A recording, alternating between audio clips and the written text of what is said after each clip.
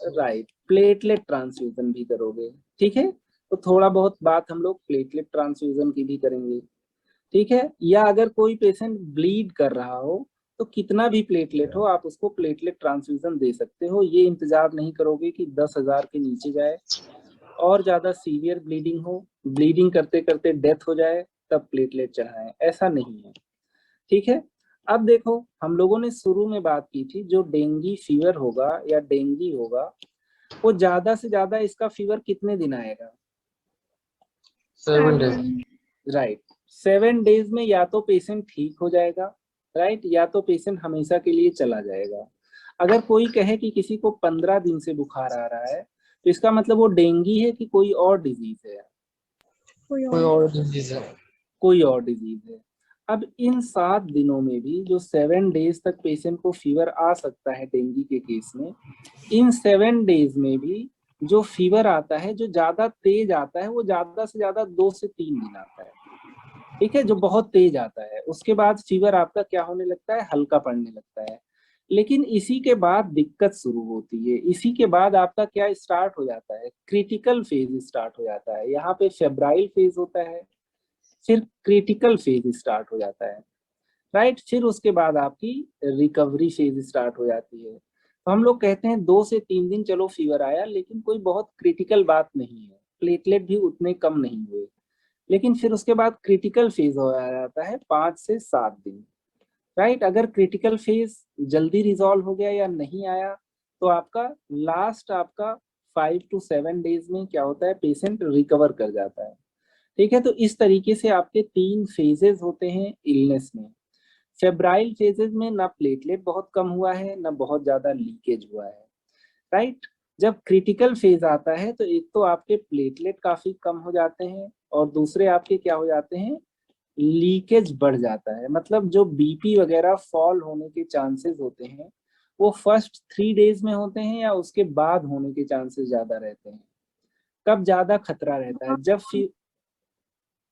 Right, जब fever उतरने लगता है तब ज्यादा दिक्कत रहती है, जब फीवर चढ़ रहा होता है तब ज्यादा दिक्कत होती है?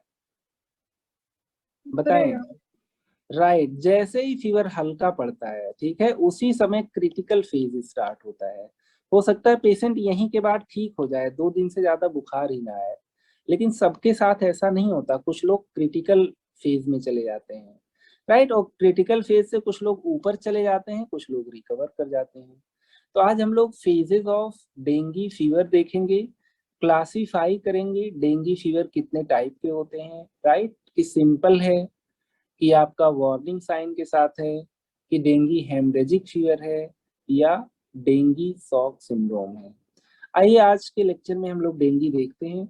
जितना एनर्जी मेरे पास है उसी हिसाब से मैं क्लास ले रहा हूँ, ठीक है। But I think I am good enough to teach. और नेक्स्ट टर्म से हम लोग एकदम पूरी एनर्जी के साथ पढ़ेंगे, ठीक है।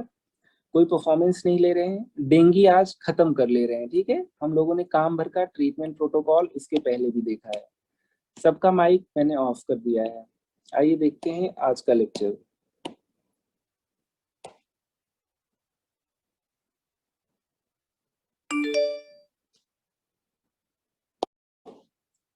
राइट, तो इस तरीके से डिफरेंट सिनेरियो में कैसे हम लोग एक अप्रोच बनाएंगे, राइट। हम लोगों ने डेंगू ट्रीटमेंट में अप्रोच देखा हुआ था, है ना। क्लिनिकल कंडीशन में बीपी और पल्स प्रेशर की बात किया था, इन्वेस्टिगेशन में हीमोग्लोबिन, हीमेटोक्रिट, पीसीवी की बात किया था। ऑफ कोर्स प्लेटलेट काउंट तो एक तरीके से मैटर करता ही है, लेकिन उससे ज्यादा मैटर करता है हीमेटोक्रिट। और एक चीज अगर हम लोग कहें पेशेंट में यहाँ पे सबसे सेफली दिया जा सकता है, दैट इज पैरासीटामोल।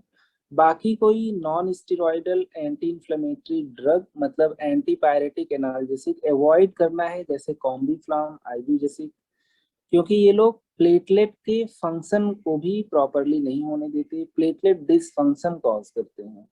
प्लेटलेट वैसे भी कम है, जो कम है वो भी काम नहीं करेंगे तो रिस्क ऑफ ब्लीडिंग ज्यादा होगा।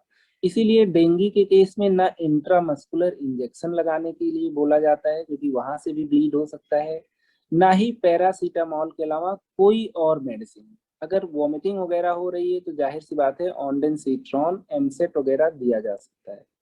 No need of any antibiotic, no need of any antiviral drug, जैसे एसाइक्लोविर, जाइडोविडिन, ये सब एंटीवायरल ड्रग्स हैं, लेकिन डेंगू के अगेंस्ट इनकी कोई एफिकेसी नहीं है, राइट। डेंगू देखा जाए तो सेल्फ लिमिटिंग डिसऑर्डर है, अगर आपने पेशेंट में सिम्टोमेटिक मैनेजमेंट किया है।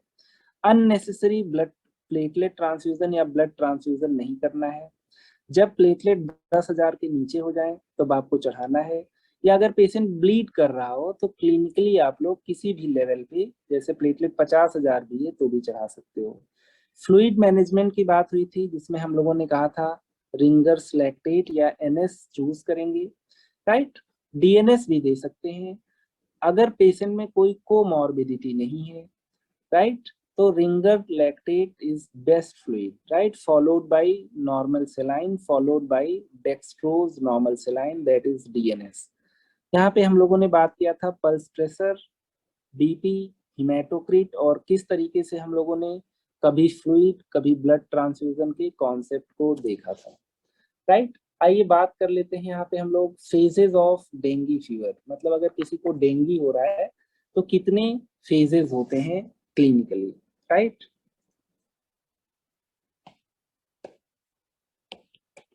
फेजेस ऑफ डेंगू, तो हम लोगों ने पहले भी बात किया था डेंगू में 7 डेज से ज्यादा फीवर नहीं आएगा। जैसे वायरल फीवर की अगर हम लोग बात करते हैं तो वायरल फीवर में भी, सिंपल वायरल फीवर जो आजकल चल रहा है, उसमें भी अगर वायरल फीवर ही है तो पेशेंट की इम्यूनिटी अगर ठीक भी है तो 7 डेज से ज्यादा वो एपिसोड नहीं चलेगा, राइट। तो ज्यादातर वायरल इलनेसेस सेल्फ लिमिटिंग होते हैं, 7 डेज तक ही ज्यादातर मैनिफेस्टेशन रहते हैं फीवर से related, body pain, lack of appetite, right, वो सब चल सकता है।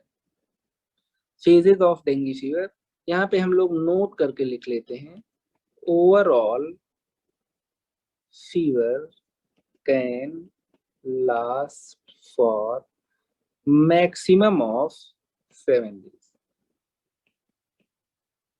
इन डेंगू, राइट। डेंगू में जो फीवर है वो 7 दिन ही आएगा, उससे ज्यादा नहीं, ठीक है। इनमें से भी जो फीवर है वो हम लोग कहते हैं 3 दिन ज्यादा आता है, राइट।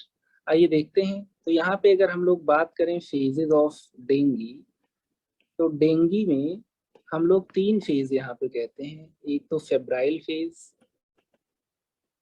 Febrile phase, right. दूसरा हम लोग कहते हैं critical phase, critical phase, right. तीसरे में हम लोग कहते हैं रिकवरी फेज, अगर रिकवर किया आपका पेशेंट तो, राइट। डेंगू में अगर प्रॉपर आप मैनेज कर रहे हो तो डेथ के चांसेस बहुत कम है, ठीक है, और प्लेटलेट चढ़ाने वगैरह की भी जरूरत काफी कम होती है, right. Initially fever high grade होगा, धीरे धीरे फीवर आपका क्या होने लगता है, कम होने लगता है, और जो फेब्राइल फेज होता है 7 दिन तक जा सकता है, राइट। तो यहाँ पे अगर हम लोग बात करें फेब्राइल फेज की, can last up to 7 days, up to 7 days, right? High grade fever, high grade fever with body ache, मतलब बहुत ज्यादा शरीर दर्द एंड वॉमिटिंग, ये ज्यादातर कब तक होता है, mostly for 2 to 3 days, mostly for 2 to 3 days। उसके बाद फीवर हल्का पड़ने लगता है, जब फीवर हल्का पड़ने लगे, राइट, इसका मतलब हो सकता है पेशेंट बिल्कुल इंप्रूव कर जाए, राइट, 2 ही दिन में, हो सकता है उसी समय प्लेटलेट कम होने लगे, हो सकता है उसी समय पेशेंट में ब्लीडिंग मैनिफेस्टेशन आने लगे, हो सकता है उसी समय पेशेंट में वैस्कुलर लीकेज बढ़ना स्टार्ट हो जाए, मतलब हाइपोटेंशन वगैरह की चांसेस ज्यादा हों।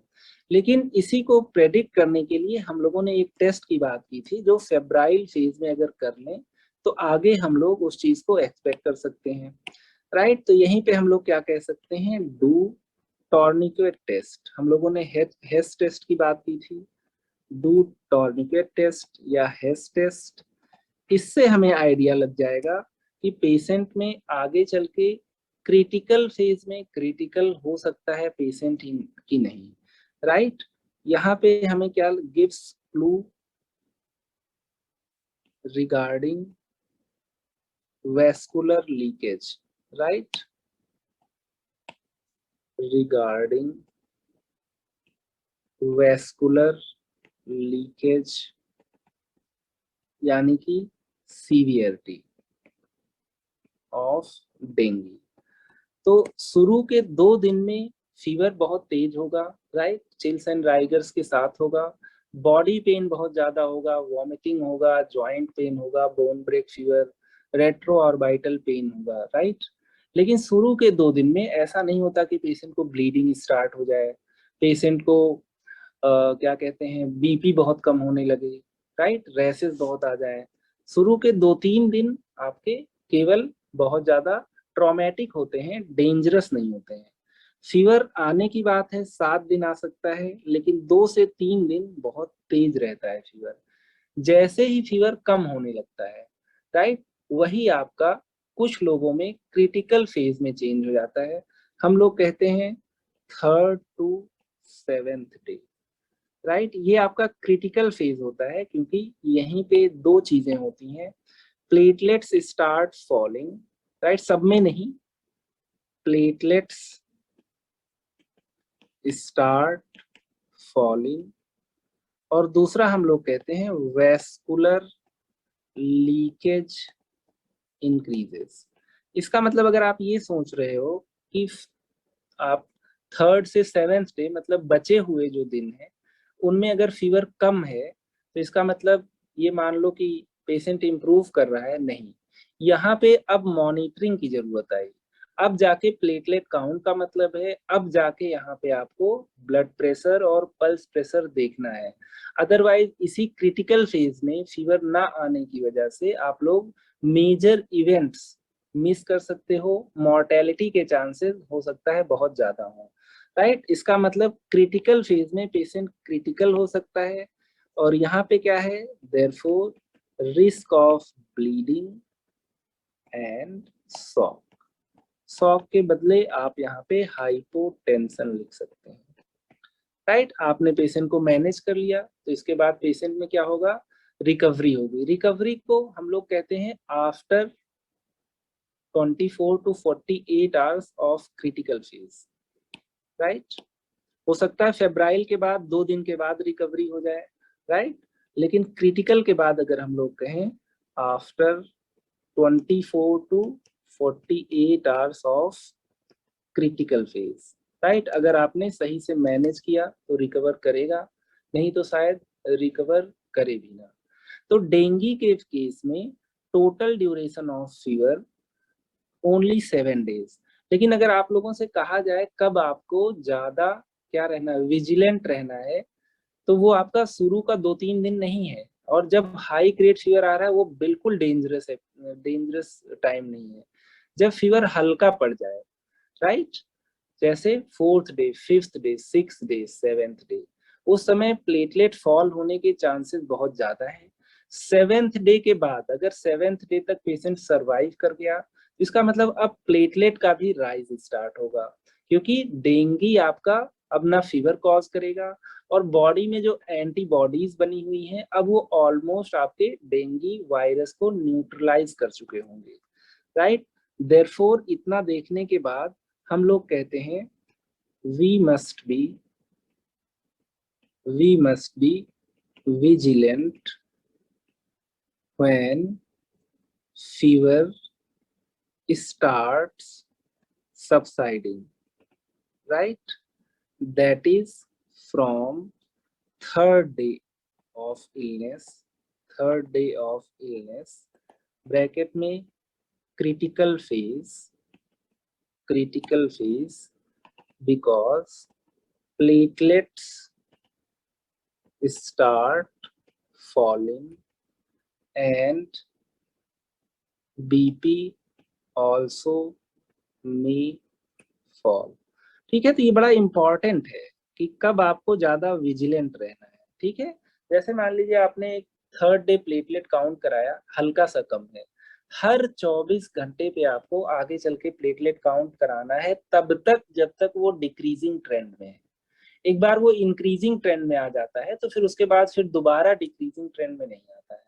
तो कुल मिला के आपको क्रिटिकल फेज में बीपी और प्लेटलेट का काउंट की मॉनिटरिंग करनी है, right. Therefore in critical phase, ऐसा नहीं कि सब में क्रिटिकल फेज आएगा, राइट, सब में नहीं आएगा, कुछ ही लोगों में प्लेटलेट काउंट कम होता है, खासकर जिनमें सेकेंड और थर्ड एपिसोड होता है डेंगू का, राइट, उनमें क्रिटिकल फेज आएगा और क्रिटिकल फेज में पेशेंट में प्लेटलेट काफी कम हो सकता है और लंबा भी खींच सकता है। Therefore in critical phase platelet count and BP monitoring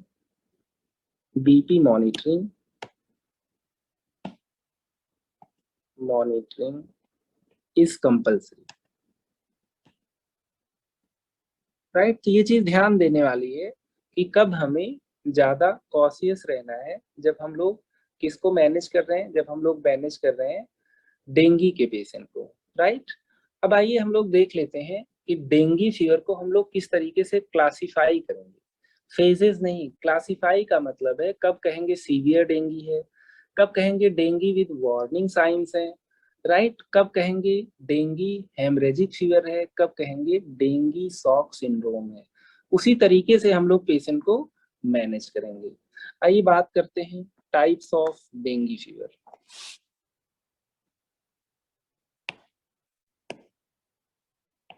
types and severity of dengue, right. यहाँ पे सबसे पहले अगर हम लोग देखें, बल्कि इसको क्लासिफाई ही कर लेते हैं,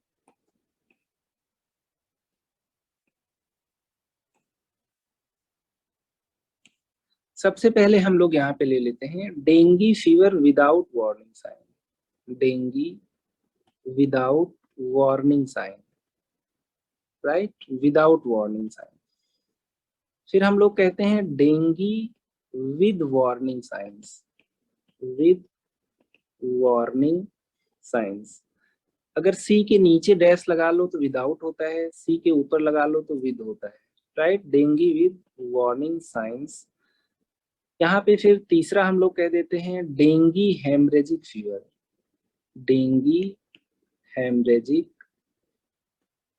फीवर, राइट, DHF।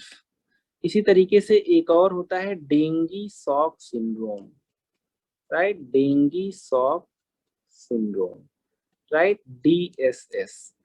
ठीक है, तो इस तरीके से हमारे पास 4 टाइप से, 4 सीवियरिटी से डेंगू प्रेजेंट कर सकता है, राइट। इनमें से अगर हम लोग पहला लें dengue without warning sign, dengue without, इसका मतलब विदाउट है, without warning signs, right, dengue without warning signs. इसी को हम लोग कह देते हैं अनडिफरेंशिएटेड फीवर कभी कभी, राइट, या डेंगू लाइक इलनेस। लेकिन जब डेंगू का टेस्ट कराओगे तो NS1 एंटीजन पॉजिटिव आएगा, राइट, या इसी को कह देते हैं also known as dengue infection, right, कि किसी को डेंगू हो गया लेकिन कोई सीवियरिटी नहीं है, कोई वार्निंग साइन नहीं है। इसका मतलब हमें वार्निंग साइन जानना जरूरी है। अब अगर आप लोग ये सोचो कि डेंगू में फीवर भी ना आए, राइट, तो ये नहीं है, फीवर कोई वार्निंग साइन नहीं है। जैसे मान लो शरीर पे अगर रेड रेड रैसेस पड़ जाए, जैसे हम लोगों ने पहले भी बात किया था पेटिकी परप्यूरा इकाइमोसिस, तो वो आपके क्या है, वो आपके डेंजर साइंस है। जैसे मान लो पेशेंट का अगर लिवर बड़ा हो जाए, इसका मतलब डेंगू की वजह से हेपेटाइटिस भी हो गया। डेंगू में वॉमिटिंग हो जाए, चलो फीवर के साथ चलता है, लेकिन अगर डेंगू में परसिस्टेंट वॉमिटिंग हो तो वो भी आपका वार्निंग साइन है। ठीक है, तो यहाँ पे हम लोग कहते हैं ओनली मैनिफेस्टेशंस आर फीवर, चाहे जितना फीवर हो, body ache, vomiting, lack of appetite, right, ये क्या हो गया, like any other viral illness, like other viral illnesses. यहाँ पे जैसे वायरल फीवर होता है वैसे डेंगू हो रखा है कि बॉडी पेन है, फीवर है, नोजिया है, वॉमिटिंग है, लैक ऑफ एपेटाइट है, राइट। अब हम लोग दूसरी तरफ आते हैं, डेंगी विद वार्निंग साइन। जैसे मान लो इस टाइप का मरीज अगर आपकी ओपीडी में आया, तो आप लोग उसको एडमिट नहीं करोगे, लेकिन कुछ न कुछ चीज बोल के भेजोगे कि अगर ये पर्टिकुलर वार्निंग साइन आ जाते हैं तो आपको इमीडिएटली कुछ रिपोर्ट्स करानी है और हॉस्पिटल को रिपोर्ट करना है। यहाँ पे अगर हम लोग सेकंड की तरफ चलें, dinghy with warning science, dinghy with warning science, तो वार्निंग साइंस जान लेना जरूरी है, right. Apart from above symptoms, right, यहाँ पे क्या होगा, कुछ वार्निंग साइंस होंगे, राइट, प्लस वार्निंग साइंस। ये मरीज को समझाना है, हो सकता है शुरू में ना हो, राइट। वार्निंग साइन में अपीयरेंस ऑफ रेसेस, शरीर पे पूरी तरीके से क्या हो जाए, रेसेस आ जाए। रेसेस का मतलब हम लोगों ने कहा था पेटिकी, परप्यूरा, इकाइमोसिस। इसका क्या मतलब है, इसका मतलब है suggestive of skin bleed, right. और भी अगर हम लोग बात करें अपीयरेंस ऑफ रेसेस के अलावा, ब्लैक स्टूल्स, ब्लैक स्टूल्स का मतलब है क्या, मलीना हो गया पेशेंट को, इसका मतलब क्या हो गया, ब्लीड हो रहा है इंटेस्टाइन में, right, intestine bleed. Black stool का मतलब है स्टूल्स के साथ क्या है, ब्लड है, स्टूल्स विद ब्लड, राइट। तो इस तरीके से हम लोगों को कुछ न कुछ पेशेंट को बता के भेजना होता है कि हाँ ये कुछ पर्टिकुलर अगर सिम्टम्स आए, राइट, तो आपको क्या करना है, वापस आना है और कुछ टेस्ट वगैरह लिख के भेजोगे कि टेस्ट कराते हुए आना है।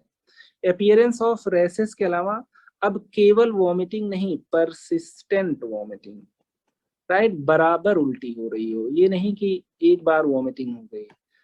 फीवर के साथ वॉमिटिंग हो सकती है, वॉमिटिंग होना, राइट, सिंपली एक दो बार इज नॉट वार्निंग साइन। अगर परसिस्टेंट वॉमिटिंग हो रही हो, इसका मतलब क्या है, इसका मतलब है ये सीवियरिटी ज्यादा इंडिकेट कर रहा है।